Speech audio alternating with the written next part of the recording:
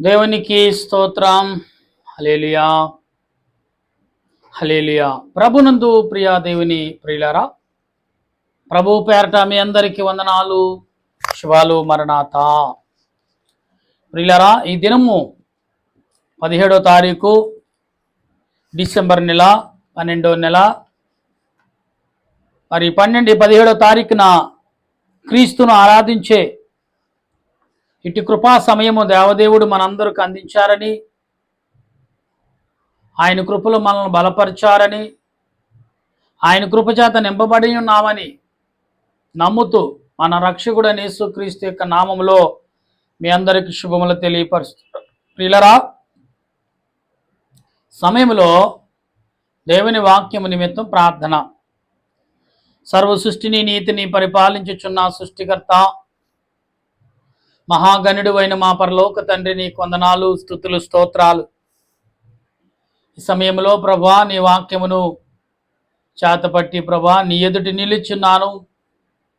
నిలుచున్నది నేనే గాని మాట్లాడేది నీవే.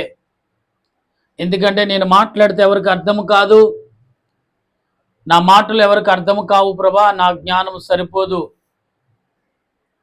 నీ దాసుడి నన్ను నీ సిలువు చాటను మరుగుపరిచి ప్రభా నా కంఠస్వరని బోరుగా వాడుకుని బిడ్డలతో మాట్లాడమని, నేనే మార్గము నేనే సత్యమును అని సెలవిచ్చిన యేసుక్రీస్తు ప్రభువు నామమున అడిగే ప్రతిమాలుచున్నాను పరమ తండ్రి, ఆమెన్. మన తండ్రి అయిన దేవుని సహాయము తోడుగా ఉండి నడిపించును గాక, ఆమెన్. ప్రభునందు ప్రియ దేవుని బిడ్డలారా, బైబిల్ గ్రంథములు అనేకమైన విషయాలు మనకు కనబడుతున్నాయి. అయితే కొన్ని విషయాల్లో మనం ఆలోచన కలిగి ఉండే క్రిస్మస్ కాలములో వెలుగని కాలములోకి మనం వచ్చాం. చూసినప్పుడు మత్తయి సువార్త 1వ అధ్యాయంలో మాట్లాడుతున్న మాటలు చూస్తే, మొదటి వచనంలో అంటున్న మాటలను ఇక్కడ వంశావళి గురించి రాయబడిన మాటలు కనబడుతున్నాయి. ఈ మత్తయి గారు చెప్తున్న ఆ వంశావళి ఎక్కడి నుంచి ఉదయించింది అంటే యాకోబు యొక్క సంతానము నుండి వచ్చిందనగా మనం గమనించవచ్చు. ప్రియులారా, ఆది కాండము, నిర్గమకాండము, సంఖ్యాకాండము యొక్క యాకోబు యొక్క చరిత్ర మనకు చెప్తుంది. అలాగే పత్రిక గ్రంథములో కూడా మరి మనకి యాకోబు యొక్క చరిత్ర కనబడుతుంది. అయితే దేవుడు ఏమని మాట్లాడుతున్నాడు, వంశావళి గురించి ఏ రకంగా మాట్లాడుచున్నాడని వాక్య గ్రంథములో తోటగా చదివినప్పుడు చదవము. మత్తయి సువార్త 1వ అధ్యాయం 1వ వచనం చదువు. అబ్రహాము కుమారుడగు దావీదు కుమారుడైన యేసు క్రీస్తు. అంటే ఇక్కడ అబ్రహాము కుమారుడు, దావీదు కుమారుడు, యేసు క్రీస్తు అన్నారంటే ఇక్కడ ఎన్ని వంశావళులు ఇక్కడ మనకు ఉదయించబడినాయి, ఎందుకు కనబడుతున్నాయి? ప్రియులారా, యేసేపు యొక్క మరి వంశావళి గురించి మాట్లాడవచ్చు యేసు, కానీ అబ్రహాము వంశావళి ఎందుకు మాట్లాడుతున్నాడు? ఎక్కడి నుంచి దేవుడు మరి ఈ యొక్క మహిమను, ఈ యొక్క వెలుగును ఉదయింప చేశాడు అనేది మనం గ్రహించవలసిన వారమై ఉన్నాం. వెలుగు అనగా మనుషులకు ఆదరణ ఇచ్చేది. వెలుగు అనగా మనుషులకు మార్గము చూపించేది. వెలుగు అనగా మనుషులకి ఆనందము ఇచ్చేది. వెలుగు అనగా మనుషుల్లో నేను బలమైన వాడినని తనలో తాను శక్తిని కూడగట్టుకునేది వెలుగు. ఈ వెలుగు అనేకమైన యేసుక్రీస్తు దేవదేవుడైన యెహోవా అందించిన మాటను కొనసాగించుకొచ్చిన ఈ వెలుగును ఈనాటి కాలం వచ్చినాడికి యాకోబు వంశావళి నుండి యాకోబును, అలాగే దావీదు వంశము నుండి వచ్చిన వాడిగా కనబడుచున్నాడు. ప్రియులారా, లూకాసు వార్త 1వ అధ్యాయము 39వ అధ్యాయము 60వ వచనము కూడా మనం చదువుతున్నప్పుడు ఇక్కడ మనకు కనబడుతున్న మాటలు మనం గమనించవచ్చు. చదువమ్మా, లూకాసు వార్త 1వ అధ్యాయము 39వ వచనం చదువు. యేసుక్రీస్తు యొక్క అమ్మా ఆ దినములందు మరియా లేచి యూదా ప్రదేశములోని కొండ సీమలో ఉన్న ఒక ఊరికి త్వరగా వెళ్ళి జకర్యా ఇంటిలో ప్రవేశించి ఎలిజబెతుకు వందనము. అంటే ప్రియులారా, ఇక్కడ ఎలిజబెత్కు మరియా అప్పుడుకు ఆమె సిన్నులు అనగా ఆనందముతో సంతోషించుచున్నట్టుగా కనబడుచున్నది. వెంటనే దేవుడు ప్రేరేపించి ఏమంటే ఎలిజబెత్ దగ్గరికి పంపినప్పుడు, ఎలిజబెత్ దగ్గరికి వెళ్ళినప్పుడు ఎలిజబెత్ని ఎప్పుడైతే ముట్టుకుందో కౌగిలించుకుంటారో, ఆనాడు కాలంలో అత్తుకునేవారు. మనిషి మంచి అత్తుకున్నప్పుడు ఏమండి ఎలిజబెత్ యొక్క గర్భంలో ఉన్న శిశువు గంతులు వేచున్నాడు అని అర్థం. అంటే యేసుక్రీస్తు ప్రభు రానై ఉన్నాడు అని ఒక నిర్వచనమును చూపించుచున్న వారై ఉన్నారు ప్రియులరా. అలాగే 56వ వచనం అదే వచనం చదువునప్పుడు, అంతటా మరియా ఇంచుమించు 3 నెలలు ఆమెతో కూడా ఉండి పిమ్మట, అంటే 3 నెలలు యోహాను గారు యేసు ప్రభు ఏమంటే దగ్గరేక సంబంధంగా బ్రతికినట్లుగా, లేదా వారు భూమి మీద గర్భములోనే స్నేహభావం కలిగినట్లుగా కనబడుతుంది. దేవునికి మహిమ కలుగును గాక. దేవుడు తన ప్రక్రియను ఏ రీతిగా చూపిస్తాడు. ఇక్కడ పేర్ల గురించి మాట్లాడుకున్నాం నిన్నటి కాలంలో. ప్రియులారా, పేర్లు అనేకమైన రీతిలుగా పేర్లు పెడతాం. కానీ యోహాను గారి పేరు, యేసు ప్రభు పేరు పరిశుద్ధాత్మ దేవుడే పెట్టి ఉన్నాడు. అంటే వీరు ఎక్కడ వారు అంటే పరలోకమైన వాసువులు. యోహాను గారు కానీ యేసు ప్రభు కానీ వీరిద్దరికి దూతలే పేరును ప్రకటించినట్లుగా మనం చూస్తున్నాం. అలాగనే ప్రియులారా, మనం ఇంకా వాక్యం లోతుగా చదువుతున్నప్పుడు కీర్తన గ్రంథం 22వ అధ్యాయము 9వ వచనంలో మాట్లాడుచున్న ఈ మాటలను ఒకసారి మనం విశ్లేషణ చేద్దాం. చదువమ్మా. అమ్మా, గర్భము నుండి నన్ను తీసిన వాడు నీవే కదా, నేను నా తల్లి యొద్ద జ్ఞానపానము చేయొచ్చుండగా నీవే కదా నాకు నమ్మిక. దేవునికి స్తోత్రం. చూసారా, నా తల్లి గర్భములోనే జ్ఞానముతో పాటు నమ్మకాన్ని కూడా దేవుడు ఇచ్చాడని దావీదు చెప్తుండే. దావీదు అనుభవించాడు. అనుభవించిన తర్వాతే దావీదు నీతో నాతో మాట్లాడుచున్నాడు. ప్రియులారా, ఇవాళ బైబిల్ గ్రంథంలో రాయబడిన ప్రతి మాట అనుభవంతో కూడిన మాటలే. ఎదుటివారు చూశారు, కనుగొన్నారు, దాన్ని అనుభవించారు, దాన్ని ఎలా ఉన్న మేలును పొందిన తర్వాతే ఇది నాతో అంతము కావకూడదు అని వారు దాన్ని రాయటం వల్ల దేవుడు ఇంకా వారిని ప్రేరేపించి బలపరిచి ఆ మాటలు రాయించాడు. అదే లూకా సువార్తలో మనం చదువుకున్న 1వ అధ్యాయం 41వ వచనంలో మనం చదువుతున్నప్పుడు ప్రియులారా, ఇక్కడ యేసుక్రీస్తు యొక్క వంశావళిలో ఉన్న ఆత్మీయతను మనం కనుగొని వారు అయినాం. చదువమ్మా. ఎలిజబెతు మరి యొక్క వందనము వర్తమానమును వినగానే ఆమె గర్భములో శిశువు గంతులు వేసిన. దేవునికి స్తోత్రం. చూసారా, నేను ఆల్రెడీ చెప్పి ఉన్నాను కదా ప్రియులరా, గంతులు వేసింది.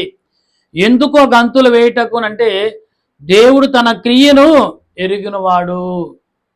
ఎస్, ఇద్దరు యొక్క ఏమంటే ఒక స్నేహితురాలు మరొక స్నేహితురాలు కలిసినప్పుడు కొన్ని రోజుల ఏమంటారు, వెంటనే కవగిలించుకుంటారు.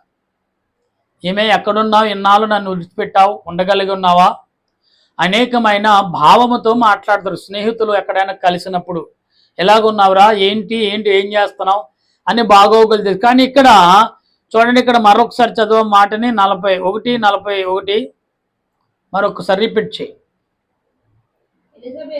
ఎలిజబెతు మరి యొక్క వందనవచనమును వినగానే తన గర్భములో శిశువు. దేవునికి స్తోత్రం. ఏం చేశారు అంటే మరియాక చెప్పింది, యేసు ప్రభు చెప్పారు. యహానో ఎలాగున్నావు, బాగున్నావా అన్నట్టు, ఒరే స్నేహితుడా అన్నట్టు పిలుపు. కానీ తన స్నేహితుడు చూడగానే, చిన్నపిల్లలు చూడండి అప్పుడప్పుడు ఒకసారి కలుసుకుని మరలా ఉన్న తల్లిదండ్రులను వాళ్ళని విదుపుకుని స్నేహితు దగ్గర కౌగిలించుకుని వస్తూ ఉంటారు. ఇది చాలా జరిగిన విషయం. ఇదే కూడా దేవదేవుని యొక్క ప్రణాళికలో చూడండి. మరియా వందనమును చెప్పినప్పుడు, ఆ వందన వర్తమానము వినినప్పుడు ఎలిజబెత్లో నా శిశువు గంతులు వేసును అన్నాడు. అంటే ఓహో వచ్చేసావా అని, నువ్వు వచ్చేసావు, నేను అన్నాను, నీకంటే ముందు నేను నీ దారి సరళం చేస్తాను. ఒకరినొకరు మాట్లాడినట్టుగా మనుషులు కనపడుతున్న మాటలు విన్నారు కానీ అంతరాత్మ గర్భంలో ఉన్న శిష్యులు ఇద్దరు కూడా సంభాషణ చేసుకుంటున్నారన్నట్టుగా ఉంది. ప్రియులారా, ఇక్కడ మనం గమనించాలి. ఈ మాటలను బట్టి మనం ఆలోచన కలిగి ఉండాలి. దేవుడు నీతో నాతో మాట్లాడుచున్న మాటలు కానీ ఈ సువార్తల్లో మాటలు అనేక రకాలుగా ఉన్నట్టుగా కనబడుతున్నాయి. ప్రియులారా, మనం ఒకసారి గమనించాలి. యేసు ప్రభు ఏమండి మరియా వందనాలు చెప్పినప్పుడు ఏమండి యోహాను గారు మరి ఎలిజబెత్ గర్భంలో ఉండి గంతులు వేసును అన్నారు. ఎలా గంతులు వేశాడు అంటే ఆనందముతో గంతులు వేసిన. వారిద్దరూ ప్రశ్నించుకున్నారంట, ఇదిగో మరియా, నువ్వు నాకు వందనాలు చెప్పినప్పుడు నా గర్భంలో శిశువు గంతులు వేసింది, గంతులు వేశారు అని. ఆల్రెడీ చూడండి, ఇక్కడ జకరియా మూగవాడయ్యాడు. ఎలిజబెత్ గర్భము దాల్చగానే మూగవాడయ్యాడు. పురుషుడో స్త్రీయో తెలియదు. కానీ మరియా వచ్చినప్పుడు యేసు ప్రభు ఆ యొక్క పిలుపును అందుకున్నప్పుడు ఏమండి ఎవరో గంతులు వేశారంటే యోహాను గారు గర్భములో ఉండి, ఎలిజబెత్ గర్భములో ఉండి గంతులు వేసును, తప్పట్ల కొట్టు తాళాలతో గంతులు వేసును, నాట్యము చేశాడు అని చరిత్ర చెప్తుంది. ఎవరు ఏమండి యోహాను గారు ఎలిజబెత్ గర్భంలో ఉండి గంతులు వేసును.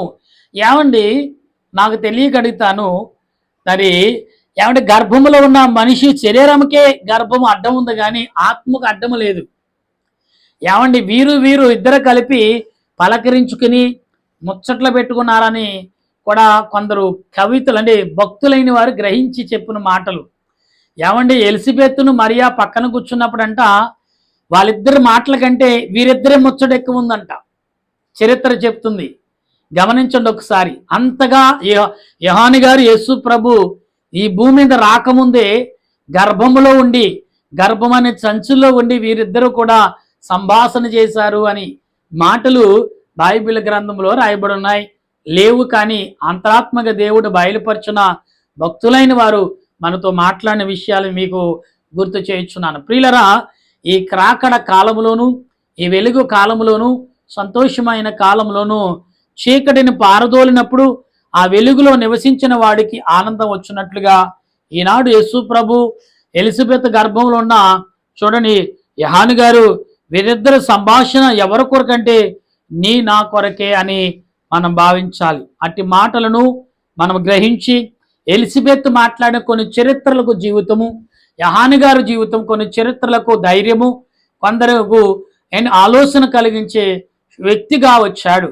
యేసు ప్రభు యొక్క రాకడ ఎలా ఉందంటే పరలోకమునకును భూలోకమునకు ప్రతినిధిగాను, అలాగే రాని రెండిటిక మనుషుల యొక్క ప్రతినిధిగా భూలోకానికి వచ్చాడు. ఇప్పుడు భూలోకి వచ్చినగా యేసు ప్రభు ఎవరి కొరకు ప్రతినిధిగా మారాడు? నీ కొరకు నా కొరకు ప్రతినిధిగా. ఎక్కడ చేర్చడకు? పరలోకం. చాలా మంది అమెరికా కానీ దుబాయ్, కువైట్, ఖత్తర్ ఇలా దేశాలు వెళ్ళినప్పుడు ఏజెంట్ని ప్రతినిధిగా పెట్టుకుంటారు. అక్కడ చేరే వరకు ఆ ఏజెంటు ఈ వ్యక్తికి, ఆ యజమాడు పనిచేయించుకునే వ్యక్తికి ఏమండి ఇక్కడ ప్రతినిధిగా ఉంటాడు. అక్కడ లెటర్లు తీసుకుంటే అక్కడ అన్ని చేసిన తర్వాతే ఇతడు టికెట్ తీసి పంపుతాడు, అంటే అతడు పని చేసే వరకు. అలాగనే ఇక్కడ మనుషులని పంపించడం దేవదేవుడుకు కేవలం యేసు ప్రభు ఈ లోకానికి పంపించినప్పుడు ఈ లోకంలో యేసు ప్రభు పని ఏంటంటే మనందరినీ పరిశుద్ధులుగా దిద్ది పరిశుద్ధులుగా చేసి పరలోకమును తీసుకెళ్ళటమే ఆయన పని. గనుక మనకు ఎవరు ప్రతినిధి అంటే అందుకే ప్రభు అన్నారు, నేనే మార్గమును, నేనే సత్యమును, నేనే జీవమును, నేను తప్ప మరొకటి మార్గము లేదు, నేనే మీకు మార్గమును సత్యమునై ఉన్నాను అన్నారు. ప్రియులారా, ఈ మాటలు మనం ఆలోచనలో తెచ్చుకుని దేవుని యొక్క మహిమను పొందే కృపను పరిశుద్ధాత్మ దేవుడు ఈ సమయంలో మనందరకు అందించునుగాక. ఆమేన్. ప్రార్థన చేద్దాం. దయగల తండ్రి, నీకు స్తోత్రాలు. ప్రేమగల మా రాజా, నీ కొందనాలు చెల్లిస్తున్నాను. సమయంలో నీ వాక్యమును బట్టి, నీ మాటలను బట్టి మేము ప్రార్థిస్తుండగా నీ సన్నిధి కాపుదల, నీ ఆత్మ నడిపింపును నాకు తోడుగా ఉండి మహిమ పొంది నేనే కాదు ప్రపంచం ఎంతటికో వెలుగును, నేను ఆనందమును, సంతోషమును నింపటానికి 2024 సంవత్సరంలో 12వ నెల ఈ 17వ తారీఖులో ప్రభు ఈ రీతిగా నిన్ను స్తుతించే భాగ్యము మాకు దయచేసి మమ్మల్ని బలపరచున మా ప్రభువును రక్షకుడైన యేసుక్రీస్తు యొక్క కృపను బట్టి అడిగి ప్రార్థన చేయుచున్నాను పరమ తండ్రి, ఆమేన్. మన తండ్రి అయిన దేవుని ప్రేమ, దేవాతి దేవుని కృప, పరిశుద్ధాత్మ అన్యోన్య జీవితం ఇప్పుడు ఎల్లప్పుడూ సదా మీ అందరికి తోడుగా ఉండి నడిపించునుగాక. ఆమేన్, ఆమేన్, ఆమేన్. మీ అందరికీ మరణాతా.